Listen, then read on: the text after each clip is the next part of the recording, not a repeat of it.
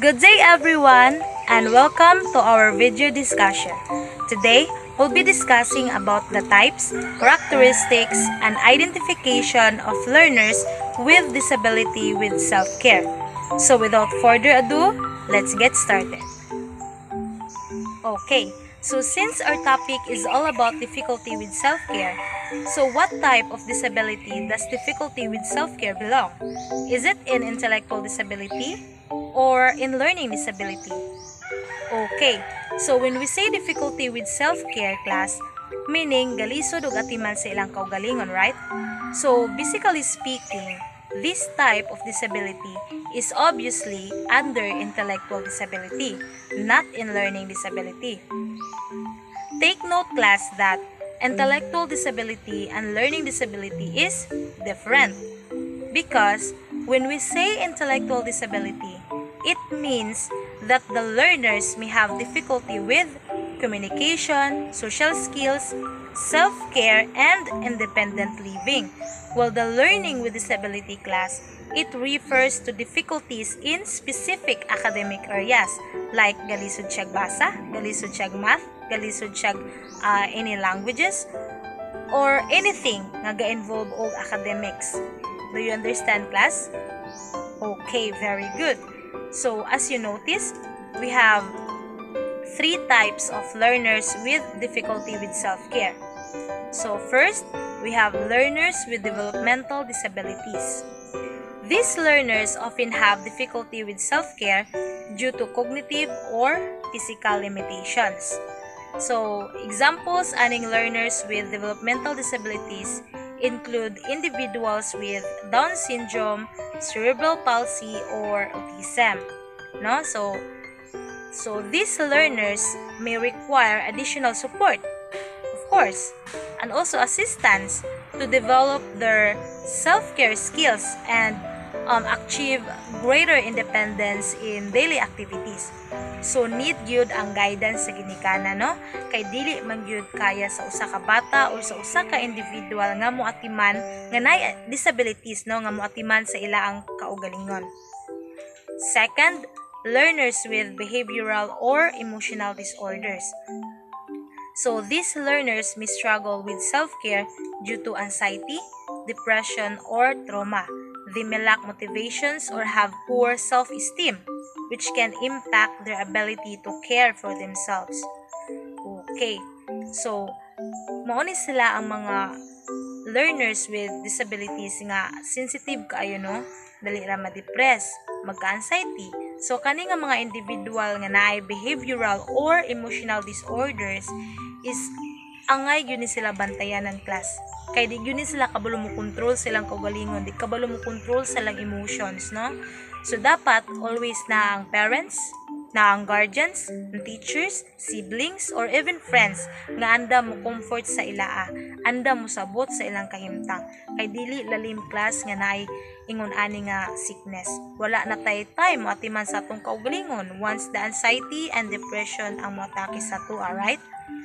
So again, dapat ipa-feel nato sa ilaa nga they are special, worth it sa atong love, and then we should love them unconditionally. Treat them as normal people, no? Dili kay abusaran or i-discriminate. Third, learners with physical disabilities.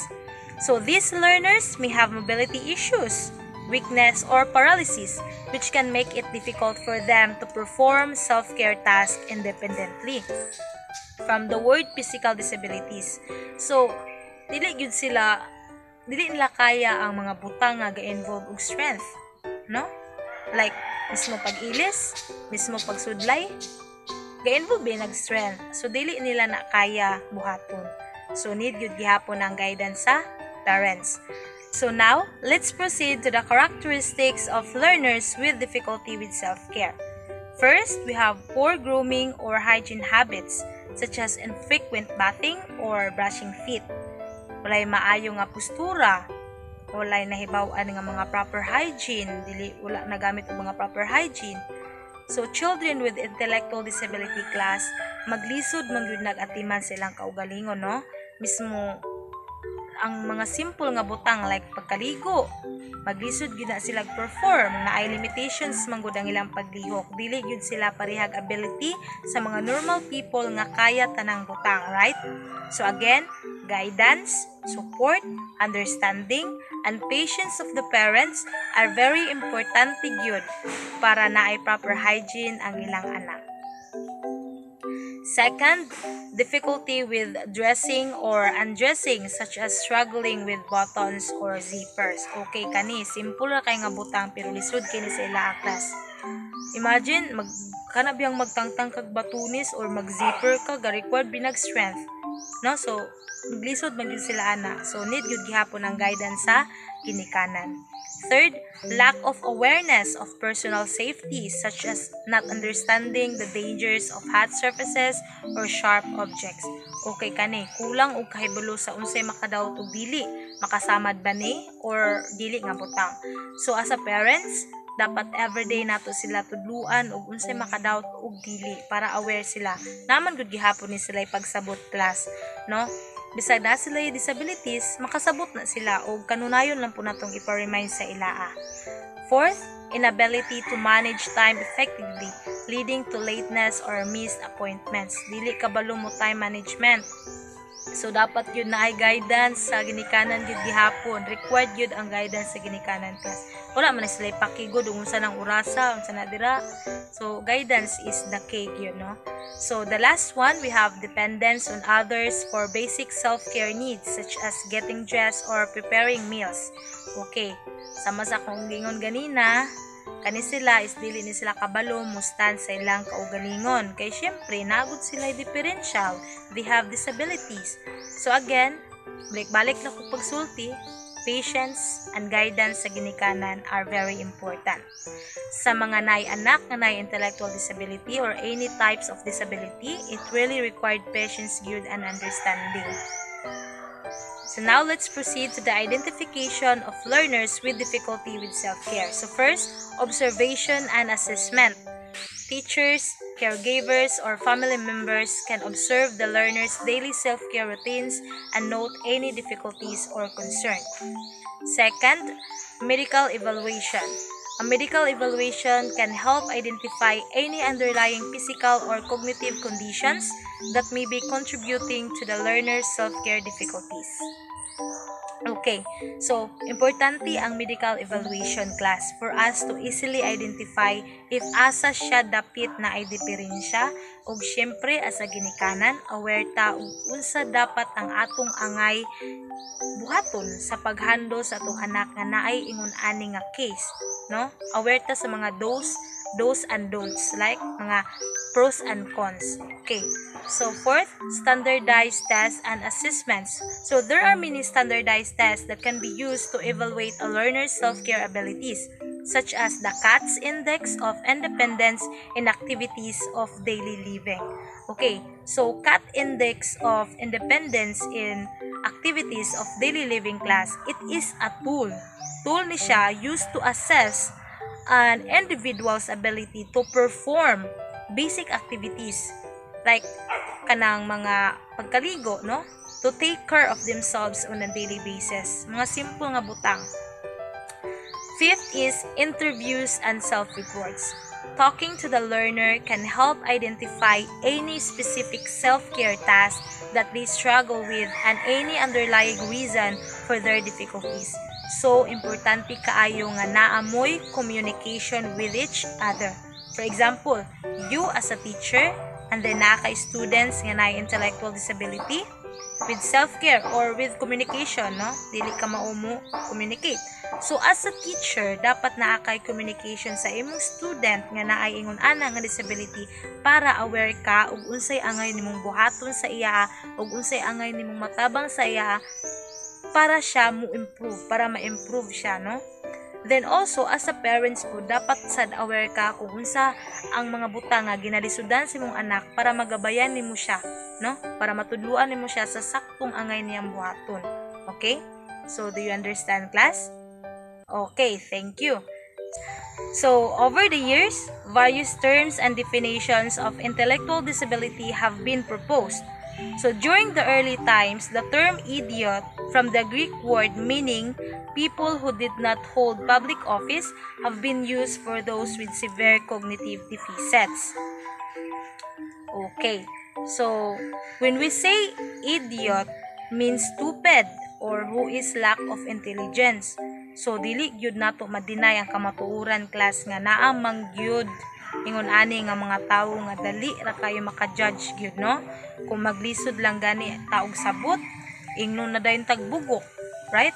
O maglisod lang gani tag construct og sentence, ingnon na taghina. So class, dili ta mo judge og dali sa atong isig ka tawo. If someone is struggling in speaking or have lack of physical strength, then we should not call them as idiot. Instead, we should help them to develop and enhance their weaknesses. No, tabangan nato sila, dili nato sila itabangag duot, no? So calling someone idiot is already bullying, class, and it can hurt someone's feelings. So please, we must think first before we speak. Do you understand, class? Okay, thank you. So in the 19th century, the term imbecile, from the Latin word for weak and feeble, was given as a label for a least severe degree of intellectual disability.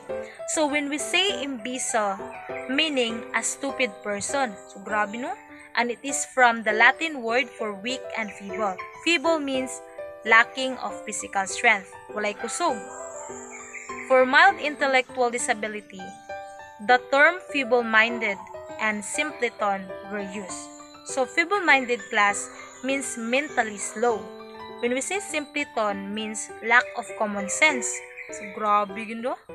So these terms were then used by professionals in medicine, psychology, and education to refer to intellectual disabilities. So muna ilang ginatawag diay sa una. Although nowadays, kana nga mga labels are seen as inappropriate and stigmatizing. So these terms were replaced by mental retardation, so which at that time was seen as more appropriate. So gilisdan og mental retardation. When we say mental retardation, class, means it is a permanent condition which causes limitations in learning and adaptive functioning. So mental retardation na ang term para dili ra kay siya ingon og offensive.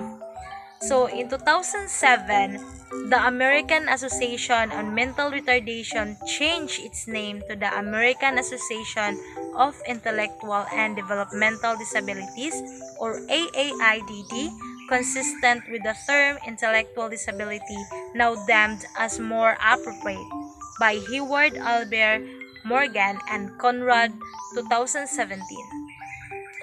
According to IDEA, the Individuals with Disabilities Education Act, or IDEA, defines intellectual disability as significantly sub-average general intellectual functioning existing concurrently with deficits in adaptive behavior manifested during the developmental periods, which adversely affects a child's intellectual performance.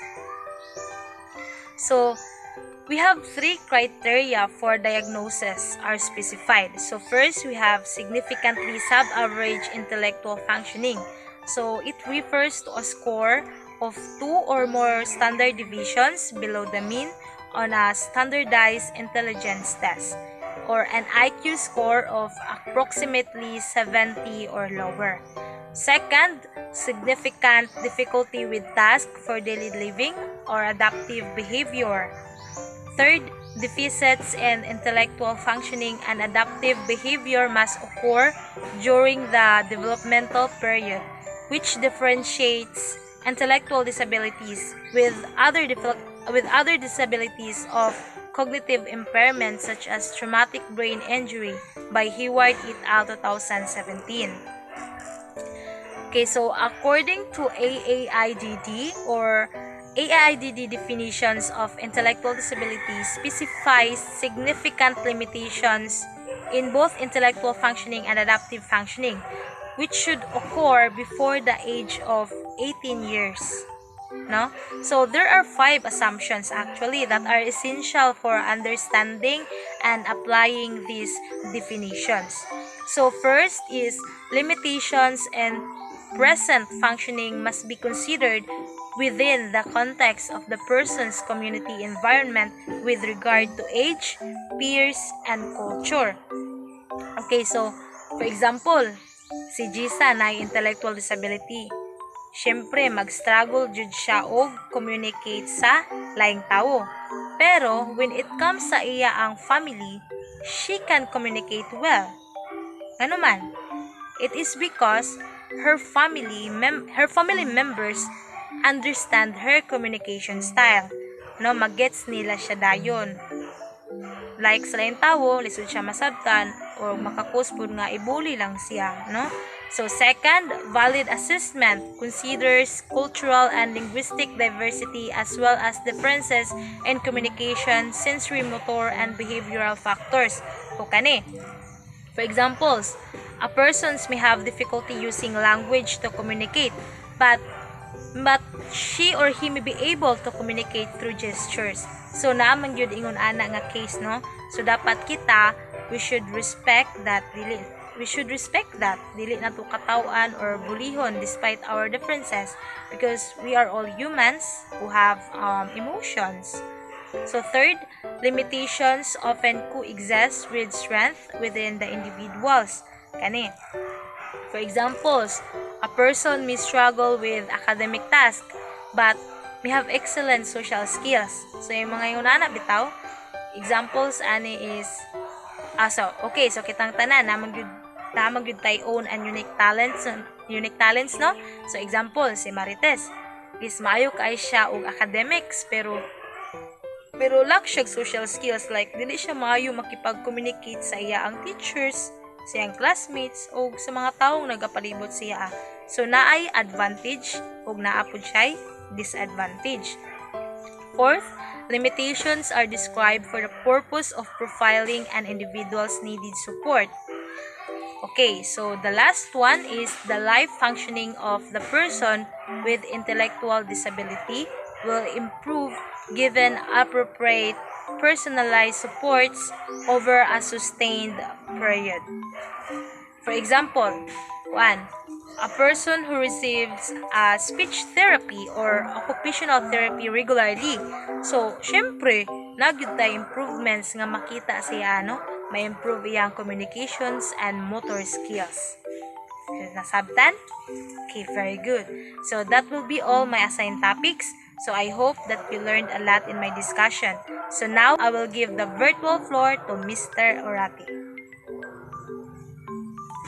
Thank you again for listening in our discussion about the types, characteristics, and identification of learners with difficulty with self-care. Have a nice day. Bye!